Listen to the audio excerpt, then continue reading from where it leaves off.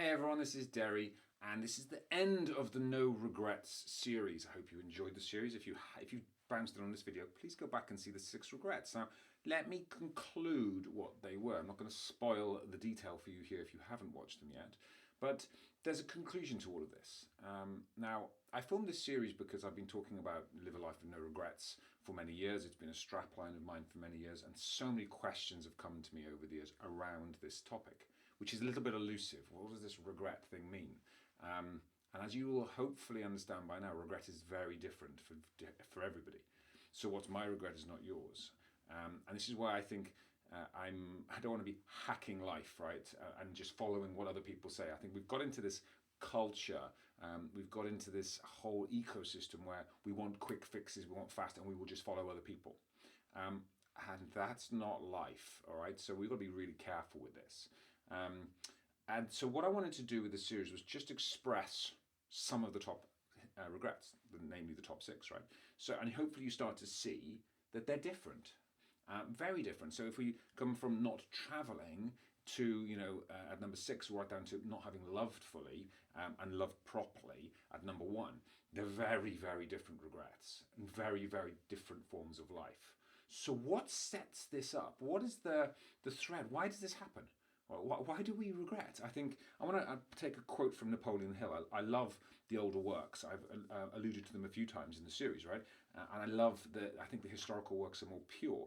But if you look at what Napoleon Hill said, this is the guy who wrote Think and Grow Rich, which is one of the all-time classics, and I'm a big fan of his work, right? He said in one of his primary lessons, he said, definiteness of purpose, right?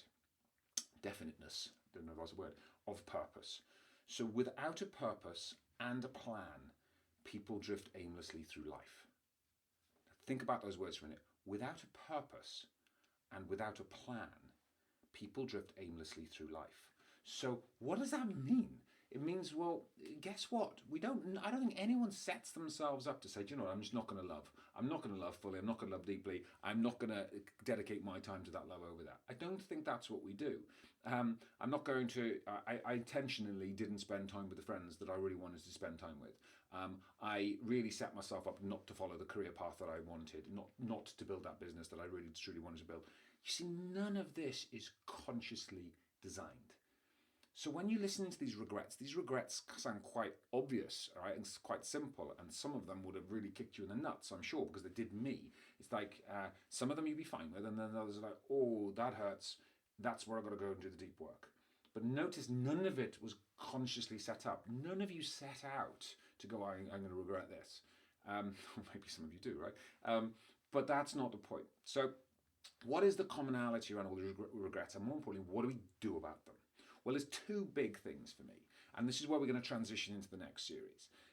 The big one is actually, it's about conscious design, right? You don't accidentally create this wonderful life. All of the great people that I've met along the way, all of the great masters, everything, I've pulled all of the threads through from Diamond Life Design, which is the architecture we're going to be talking about next. All of that was done consciously, right? So you've got to go, okay, well, if life and living a great life, an epic life in all areas, isn't an accident, then it must be designed.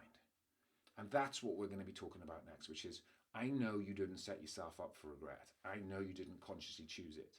I hopefully recognize that now you're starting to recognize that consciously there's some issues, and consciously there's some work to be done, and consciously there's some gaps we can fix to really start to broaden the life that you want, right?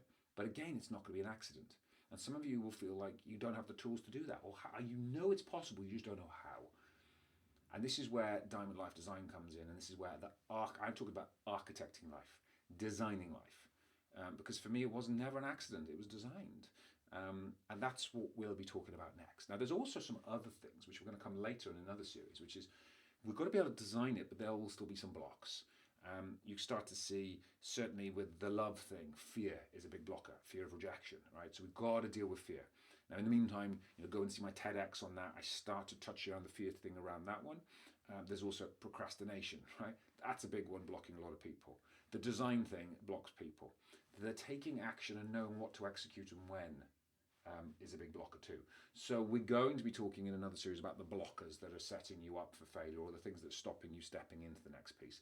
Before we do that, I think we've got to address this design piece, because I believe great lives are architected. I believe great lives are designed.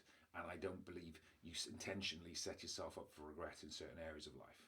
But most of you watching this will have designed your life already in certain areas epically, mostly in business and career, right? And I get that one.